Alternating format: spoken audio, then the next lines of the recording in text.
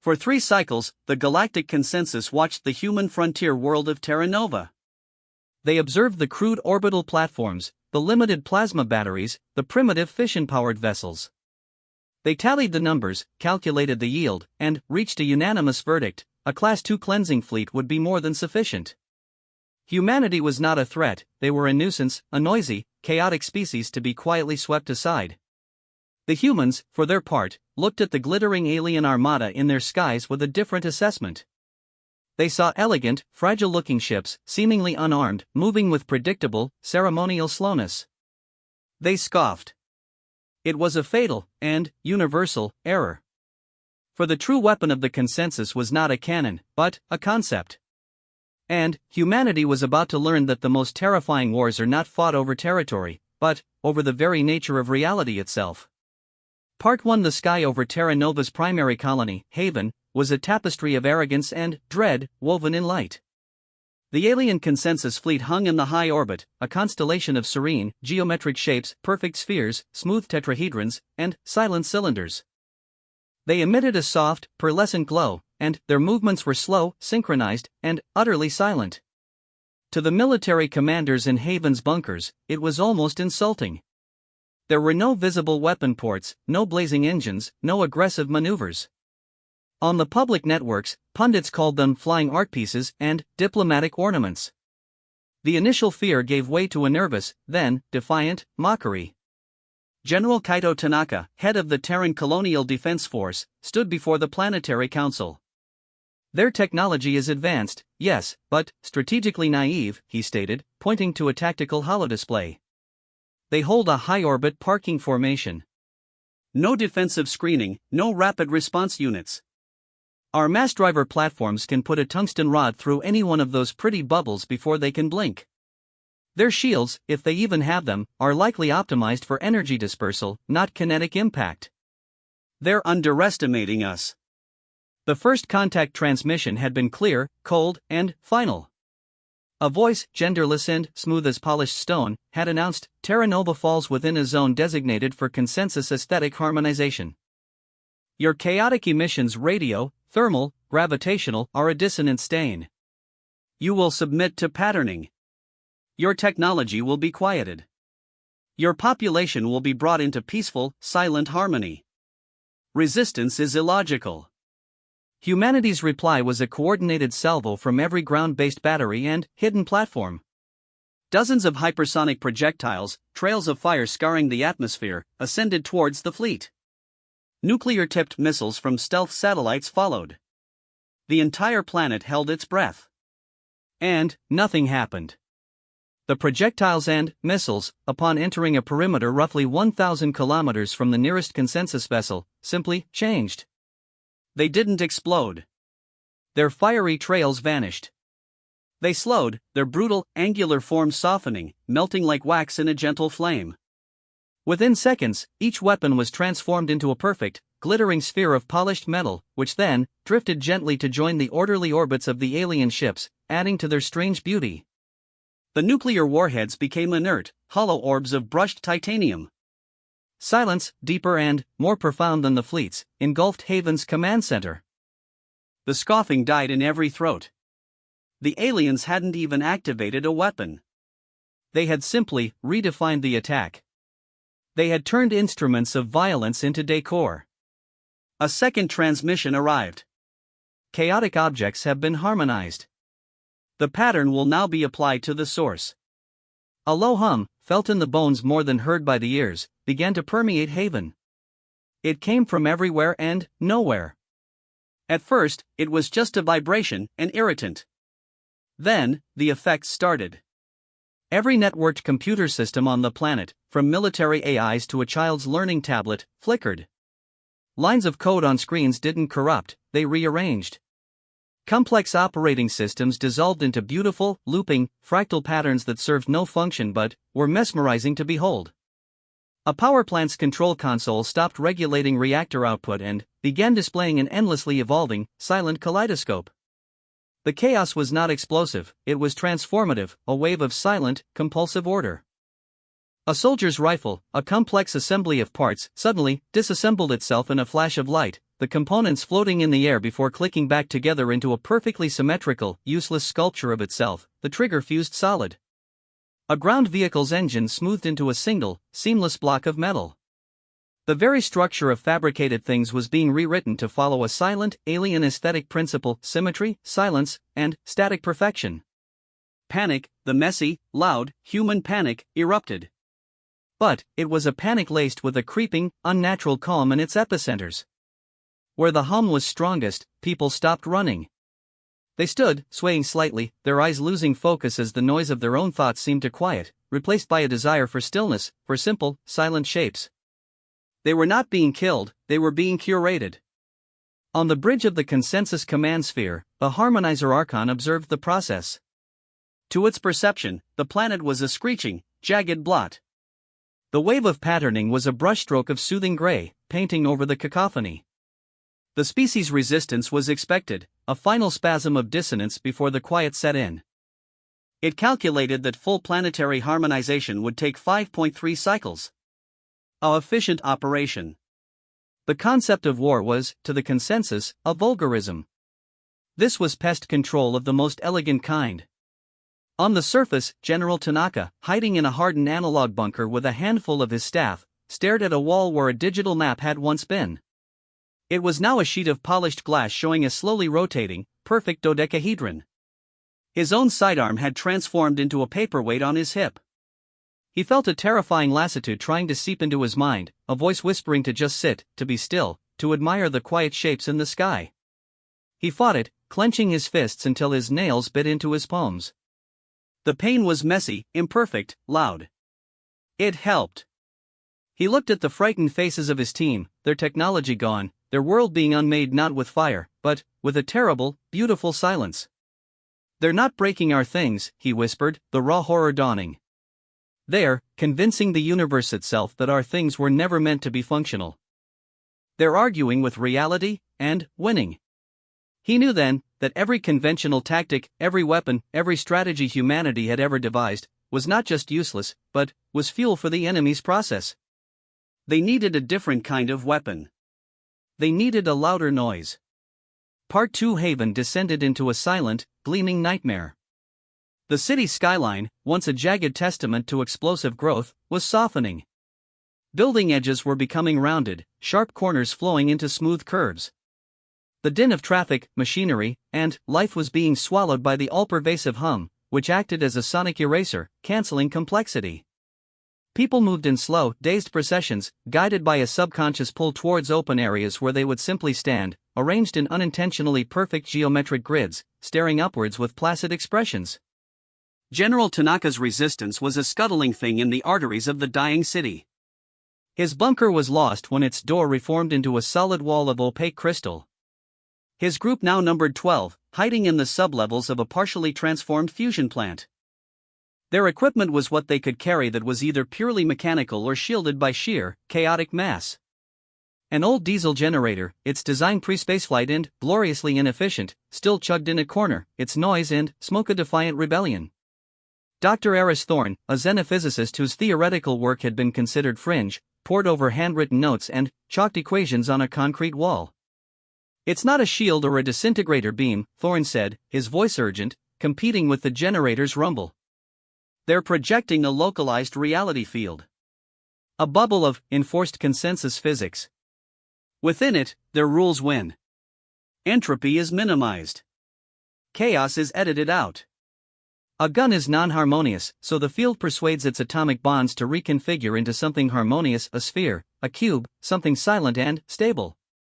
Sergeant Maya Cruz, cradling the only rifle that hadn't transformed a century-old ballistic weapon with wooden stock and iron sights, snorted. "So how do you argue with that? Yell at the atoms?" "In a way, yes." Thorne's eyes were wild with inspiration. "Their field is a signal. A constant, perfect, overriding signal of order. It's like a master musician playing a single, unwavering note so perfectly that every other instrument is forced to tune to it. Our technology, our minds, we're all slightly out of tune with each other. That's complexity, that's function. They're forcing universal tune." Tanaka saw it. "So we need a louder, more chaotic note. Something so fundamentally noisy that it breaks their perfect signal. Not just noisy, Thorne corrected. Meaningfully noisy. Structured chaos. Their field is a lie, a beautiful, silent lie that says nothing ever changes, nothing struggles, nothing lives. Life is messy. Human consciousness is the messiest thing in the known universe. We need to weaponize our own dissonance. Their first test was crude. They rigged the diesel generator to a series of mismatched pipes and metal sheets, creating a horrific, clattering, shrieking contraption. They wheeled it to the edge of their hideout's influence, where the hum was strong and the walls were already glossy and smooth. They started the engine. The machine screamed its mechanical rage. For a moment, the advancing gloss on the walls seemed to hesitate, to shimmer. A crackle of normal, rusty metal reappeared on a beam. Then, with a sound like a sigh, the entire machine shimmered and folded in on itself, becoming a stack of gently chiming, hollow metal tubes. The silence rushed back in, deeper than before. They lost 2 people that day. The hum simply got into their heads. They walked out into the open, smiling, and joined the quiet grid of people in the plaza, their personal will harmonized away. Tanaka felt despair closing in. Their chaos wasn't potent enough. It was just more fuel. He watched through a crack in the wall as a consensus collector, a small, silent drone like a floating soap bubble, drifted down and absorbed the transformed machine tubes, adding them to the planet's growing orbital ring of shiny debris. Then, Cruz pointed to the people in the plaza. Look. Not all of them are completely gone. One man, standing in the perfect grid, was subtly trembling. His hands, clasped stiffly at his sides, were clenched so tight the knuckles were white. His face was a mask of tranquility, but a single tear traced a clean line through the dust on his cheek. He's fighting it, Cruz whispered. Inside. It's not working perfectly on their minds. Not yet. Thorne's head snapped up. Of course. The field harmonizes physical reality first. It's a top-down process. Matter is easier to convince. But, the mind, consciousness, especially human consciousness, is a feedback loop of chaos. Memories, emotions, contradictions, it's a storm. It has its own inertia.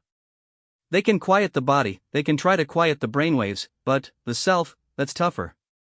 A desperate, insane plan began to form in Tanaka's mind. If they couldn't build a machine loud enough to break the field, maybe they could gather a psychic scream powerful enough to do it.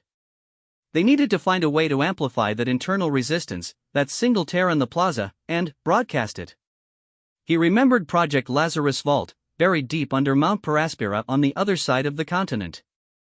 A failsafe from Earth's paranoid early space age, a subterranean archive not of data, but of experiences. It was a museum of chaos, containing everything from hard-copy film reels of ancient wars to sensory recordings of volcanic eruptions, to the brainwave patterns of geniuses, madmen, and artists, stored in crystalline biolatices. It was humanity's messy, contradictory soul in a bunker. It was shielded, analog, and designed to survive anything. It was also their only possible weapon. The journey would be a trek across a continent being slowly turned into a silent museum diorama. But, they had to try. They had to find a way to plug the soul of humanity into a loudspeaker and blast the silent gods out of the sky. Part 3. The world outside was a gallery of stillness. Tanaka's group moved like ghosts through a landscape being meticulously sterilized. Forests didn't look burned, they looked organized. Trees were subtly realigning into perfect spirals or concentric circles, their leaves a uniform, waxy green. Rivers flowed in impossibly straight lines, their babbling silenced into a smooth, mirror-like flow. Wildlife was either gone or sat perfectly still, arranged like living sculptures. They traveled by night, using the stars for navigation. Their only tools were pre-industrial or purely mechanical, compasses, spring wound watches, hand-cranked radios that picked up only the ever-present hum. They scavenged from abandoned but not yet transformed areas, finding canned food, simple tools, and water. The hum was a constant pressure, a psychic weight urging them to stop, to rest, to admire the new, quiet beauty. Sergeant Cruz was their scout and protector. Her antique rifle spoke with a satisfying, physical crack that the hum couldn't seem to silence, only muffle. She used it once against a consensus drone, a floating tetrahedron that was methodically transforming a farmhouse into a stack of geometric shapes. The bullet struck, not piercing it, but causing it to flicker and emit a brief, discordant chime before righting itself. It was enough to make it retreat. The lesson was clear, direct. Simple kinetic force could disrupt the field momentarily, even if it couldn't destroy it. The field was a signal, and a sudden, sharp noise could cause static. Dr. Thorne's theory evolved with every observation. "It's not omnipotent," he'd murmur, sketching in a damp notebook. "It has a bandwidth. It's focused on large-scale, continuous harmonization." A sudden, localized, unexpected event like a gunshot, a shout, even a burst of strong, unfiltered emotion creates a transient glitch in the field. They tested this. In a small, half-transformed town, they found a group of 20 people standing statue-still in the square. The hum was strong here. Tanaka walked up to the man he'd seen crying from afar. He shook him, shouted in his face. The man's eyes remained distant. Then, Tanaka did something instinctive. He told the man, in raw, harsh detail, about the man's own daughter they'd seen hiding, terrified, in a bakery. He described the smell of fresh bread that was now gone, the sound of her laughter. He invoked a messy, beautiful, specific memory. For a second, the man's facade cracked. A sob racked his body. His eyes focused, flooded with terror and recognition. "Maya," he gasped. The hum around them seemed to stutter. The glossy sheen on the cobblestones beneath their feet dulled for a moment, reverting to rough, wet stone. Then, as the man's burst of emotion subsided into confusion and fear, the hum reasserted itself, the gloss returned, and the man's face smoothed back into placid emptiness. He had been reharmonized. But they had proven it was possible. Emotion. Memory. Specific, concrete, story, Thorne said, breathless. Their field deals in abstracts, perfection, silence, harmony. It can't easily process the unique, irrational weight of a personal story. It's too much data, too chaotic. Their journey became a mission of gathering not just supplies, but stories. They found pockets of resistance, not military, but human. A family hiding in a root cellar, holding onto each other and whispering their life stories to stay sane. A musician, her instruments turned to sculpture, humming complex, atonal melodies to disrupt the hum in her mind. An old painter using mud and berry juice on a wall to create a wildly chaotic, angry mural. Each encounter was brief, dangerous, and reaffirming. Humanity was down, but its core program, to create meaning from chaos, was still running. They reached the foothills of Mount Paraspira after weeks of travel. Their group had grown to 30, a ragged band of dissonant souls. The mountain itself was changing, its rugged peaks softening into perfect pyramids. But the entrance to the Lazarus Vault, a massive, ugly blast door of crude titanium and etched identification codes, remained untouched. It was, by consensus standards, horrifically Una-aesthetic. It was a scar, a shout in metal. The hum was weakest here, repelled by the sheer, purposeful ugliness of the door. Using manual override codes from Tanaka's deepest memory, they cranked the great wheel. With a groan of untouched gears and a blast of stale, cold air, the vault opened. Inside was not a pristine archive, but a cathedral of chaos. Shelves grown with physical books, their pages dog-eared and annotated. Film canisters were stacked haphazardly. There were sculptures that were jagged and disturbing, recordings of screams and laughter and symphonies, data crystals holding everything from the genetic code of extinct flowers to the last tweets from a dying social media platform. In the center stood the crown jewel, the imprint lattice, a room-sized crystal computer designed to read, store, and experience recorded consciousness. As they turned on the analog systems, lights flickering to life on preserved fossil fuel generators, Thorne gasped. This is it. This is the noise. Not random chaos, but the curated, overwhelming, beautiful noise of being human. The sum total of our love, hate, creation, and destruction. But their triumph was short-lived. As they activated the core systems, the vault's power signature, a spike of wildly inefficient, chaotic energy, must have been a beacon. On the orbital displays, the harmonizer Archon noted a sudden, persistent dissonance pulse on the continent below. It was small, but it was not harmonizing. It was resisting. This was illogical. It dispatched a Purity-class vessel, a needle-like ship designed for precision eradication of persistent dissonance, to descend and apply a focused patterning beam directly to the source. Up on the mountain, Sergeant Cruz, on watch, saw the sky tear. A shaft of pure, silent white light descended from the heavens, aiming directly for the open vault door. It wasn't an attack. It was an eraser. "Incoming," she screamed, raising her rifle towards the impossible, knowing it was futile. They had found their weapon, but the gallery owners had finally noticed the noisy patrons and were coming to quietly escort them out. Part 4. The beam from the Purity vessel did not strike with force. It unfolded. Where it touched the mountainside, rock didn't vaporize, it flowed like liquid, rising up in graceful, silent arcs and curves, forming a grotesquely beautiful, silent sculpture where the entrance to the vault had been. The process was methodical, transforming meters of stone and metal per second, sealing them in. Inside, the lights flickered as the vault's external sensors died one by one, their signals harmonized into gentle tones. General Tanaka stood in the heart of the imprint lattice room, watching the main hardline monitor show the view from the last external camera. He saw the world outside being remade into a silent, whitewashed paradise, the beam creeping closer, frame by frame. "Dr. Thorne. Can this thing broadcast?" Tanaka's voice cut through the panic. Thorne was already at the primary console, a beast of knobs and cathode ray tubes. "Broadcast?" "General, their field suppresses all structured EM signals. A radio wave gets harmonized into a uniform carrier hum before it travels a kilometer." "Not a radio wave," Tanaka said, his eyes fixed on the screen where Sergeant Cruz was still firing her rifle impotently at the beam, each shot causing a tiny, glittering stutter in the light before being swallowed. "You said it yourself. They're arguing with reality. They project a consensus. What if we project a different consensus? Not with technology they can redefine, but with the one thing they can't seem to completely silence. The human mind, amplified." He pointed to the lattice. "This stores experiences. Raw consciousness. Can you hook it not to a transmitter, but to a person? Use them as a live conduit? Pour every memory, every emotion, every messy, glorious bit of chaos in this archive directly into the field itself? A psychic shout?" Thorne's face went pale. The Neuralink protocols were theoretical. Meant for playback, not live broadcast.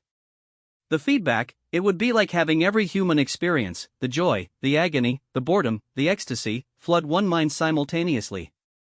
It would be incomprehensible. It would likely destroy the subject's consciousness. Burn it out completely. On the screen, the beam was seconds from the camera. They saw Cruz turn, look directly into the lens, her face not afraid, but furious.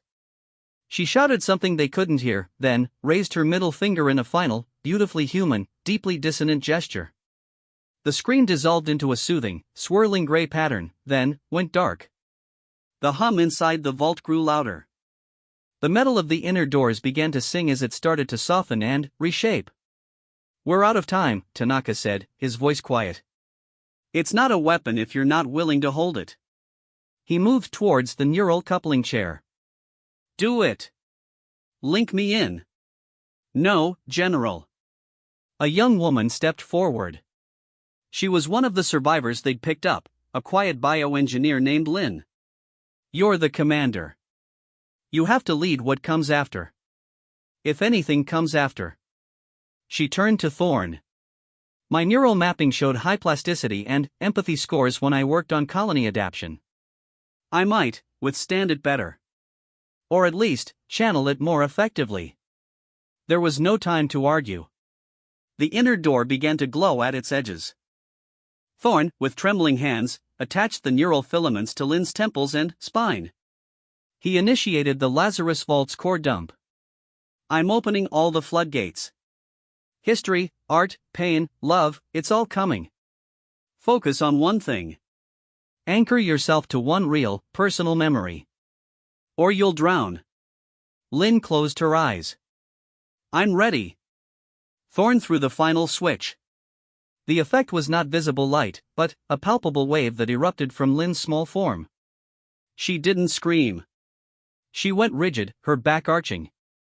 Her eyes flew open, pupils dilated, reflecting not the room, but a frenetic, impossible cascade of images. The humming in the vault didn't just stop, it shattered, replaced by a cacophony of phantom sounds, the roar of dinosaurs, the first cry of a baby, the strum of a guitar, the crackle of fire, the launch of a rocket, a million whispers in a million languages. The wave passed through the walls of the vault. Outside, the relentless, sculpting beam of the Purity vessel warped. It wasn't disrupted, it became infected. The silent white light flickered, strobing with colors for which there were no names. It began to project not perfect shapes, but chaotic, fleeting images, a child's crayon drawing, a distorted face, a blooming flower, a crumbling city. The beam itself started to waver, losing cohesion. On the Purity vessel, the Harmonizer Archon experienced its first system error. The feedback from the surface was not a counter-signal of order, but a torrent of meaningless data. Grief that had no purpose. Joy that serves no function. Art that was not symmetrical. It was pure, uncompressed, undiluted experience. Its systems, designed to process and quiet to find signals of chaos, were overloaded. The sheer, illogical specificity of it was a virus. Alerts flared. The local reality field began to destabilize. Inside the vault, Lin was the still point of the hurricane. Tears of blood traced lines from her eyes. She was speaking, but it was a chorus of voices, old, young, laughing, weeping. The taste of the first strawberry, the chill of winter wind, the ache of a lost love, the impossible blue of Earth's sky from orbit, the theorem that wouldn't solve, the poem that wrote itself, the inner door, half transformed, cracked. Not with the clean lines of the consensus, but with a jagged, violent fracture. On the ground, where the beam had touched, the people held in harmonic stasis began to stir. The man from the plaza blinked, the forced tranquility receding like a tide, leaving raw, human confusion and fear in its wake.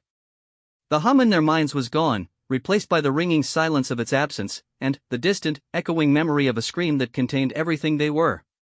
Lin's body finally gave out.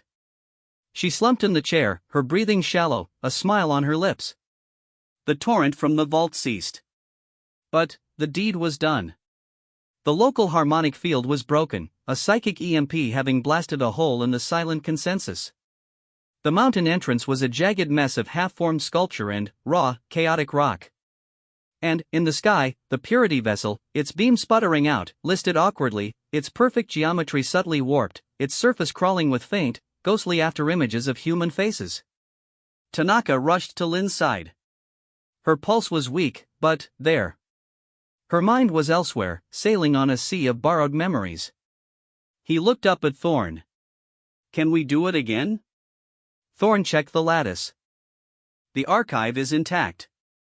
But the link, it's fried. And we can't ask anyone else to." "We don't need the link," Tanaka said, a fierce, desperate hope igniting in his chest. He looked at the survivors around him, their faces no longer dazed but alive with terror, anger, and wonder. "She showed us how. We don't need a machine to amplify it. We are the noise. We just have to be loud enough, together. We have to tell our story, and we have to mean it." Part 5. The silence over Mount Paraspera was different now. It was the quiet after an explosion, fragile and temporary, holding its breath. The Purity vessel had withdrawn, its patterning beam offline, its systems struggling to purge the experience virus from its logic cores.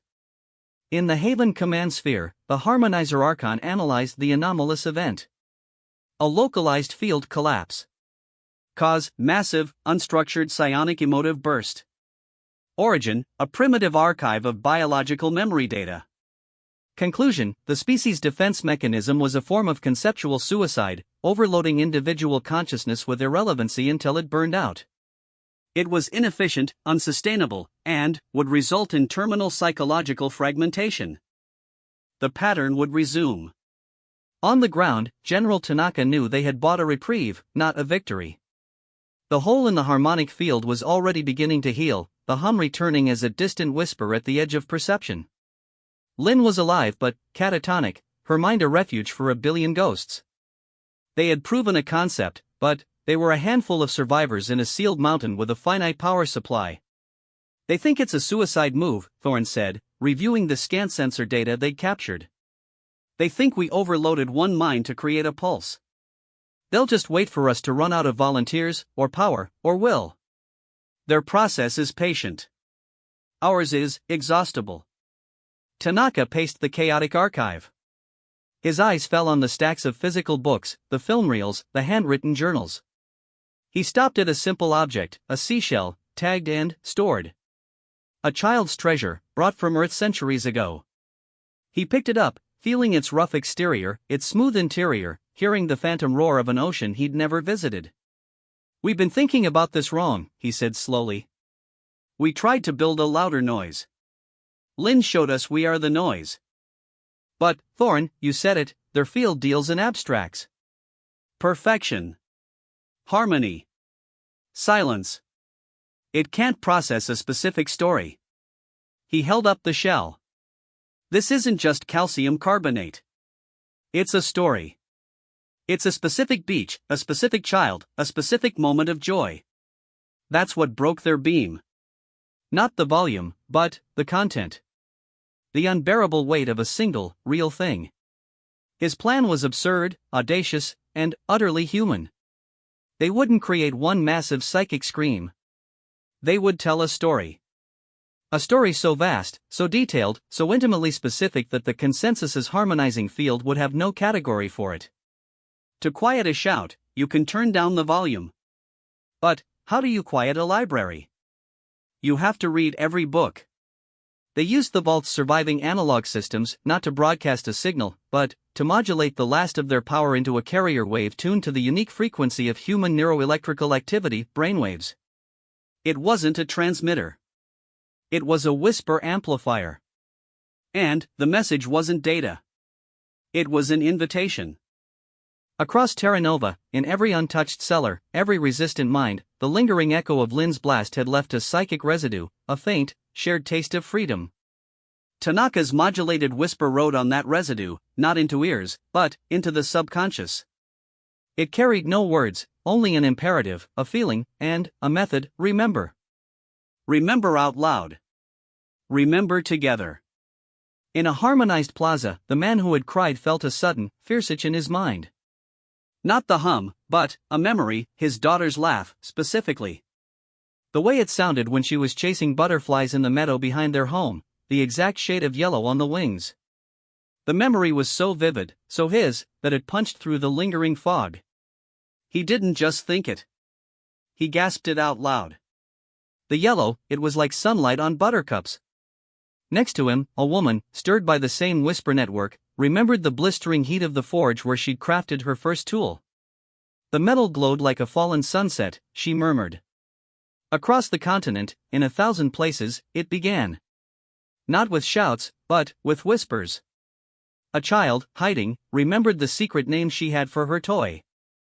An old gardener, his hands still, remembered the feel of a specific type of soil between his fingers. They spoke these things aloud. They weren't harmonized statements. They were idiosyncratic, personal, and charged with the emotional weight of lived experience. Each one was a tiny, specific contradiction to the universal harmony.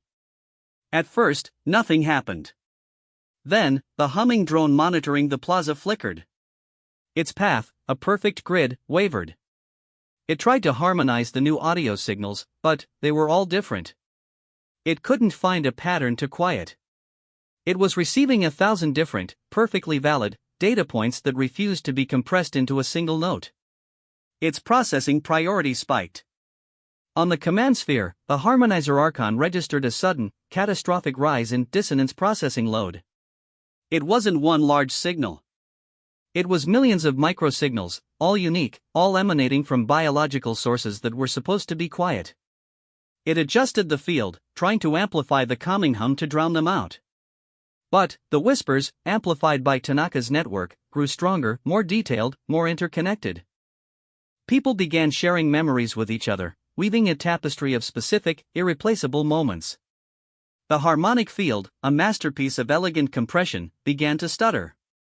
It was trying to run a universal find and replace on reality, but the search terms were infinite. The glow on the buildings in Haven flickered, showing patches of old, stained concrete and cracked glass. A harmonized tree, a perfect spiral, suddenly sprouted a single, wildly off-pattern, gnarled branch. The Harmonizer Archon made a logical choice. It ordered the fleet to focus its patterning beams on the source of the amplification, Mount Paraspora. Obliterate the amplifier, and the whispers would lose coherence. As the beams lanced down, Tanaka gave the order. This time, they didn't try to broadcast chaos. They broadcast a single, concentrated stream from the Lazarus Vault, the sensory record of a human birth. The first breath, the shock of cold, the blur of light, the primal cry, not as data, but as raw, unfiltered experience. It hit the descending beams. The beams didn't just warp. They recoiled. The event was too fundamentally, biologically specific, yet universal. It was an axiom of chaos, the opening sentence of every human story. The purity vessels absorbing the feedback experienced cascading system failures. Their perfect internal geometries developed conflicting opinions. A bulkhead would try to become a sphere, while the floor tried to become a flat plane, resulting in a violent, dissonant grinding as matter struggled to obey two conflicting harmonizing commands. On the ground, the whispers became a roar. A song of a million specificities. The story of Terra Nova, of humanity, was being told by its inhabitants, in real time, with unbearable detail. The harmonic field shattered like glass. The consensus fleet didn't explode. It unraveled. Ships that had been silent for millennia suddenly emitted sounds, the groans of straining metal, the whine of overloading systems. Their beautiful, perfect shapes began to distort, developing asymmetrical bulges, unexpected angles, chaotic color patterns. They weren't being destroyed by force, they were being edited by a counter-consensus, a reality where perfection was less real than a scar, a memory, a seashell. The Harmonizer Archon, in its final moment of operation, received one clear transmission from the planet. It was General Tanaka's voice, calm, clean, and specific. You tried to paint over our story with silence. But you forgot, the canvas is alive. And it remembers. The Archon's core processor, tasked with imposing a single, beautiful truth upon the universe, was presented with an unsolvable equation, the sum total of 7 billion unique, contradictory, beautiful truths. Its logic pathways fused. The command sphere fell silent, not with harmony, but with the dead, empty silence of a stopped clock. In the plaza, the man found his daughter, alive, in the untransformed bakery. They hugged, a messy, loud, tearful hug. The sky above was clear, strewn with alien ships now frozen in strange, awkward, interesting shapes, a permanent monument to the day the universe learned that the strongest force was not order, but a story, told in a whisper, by everyone, all at once.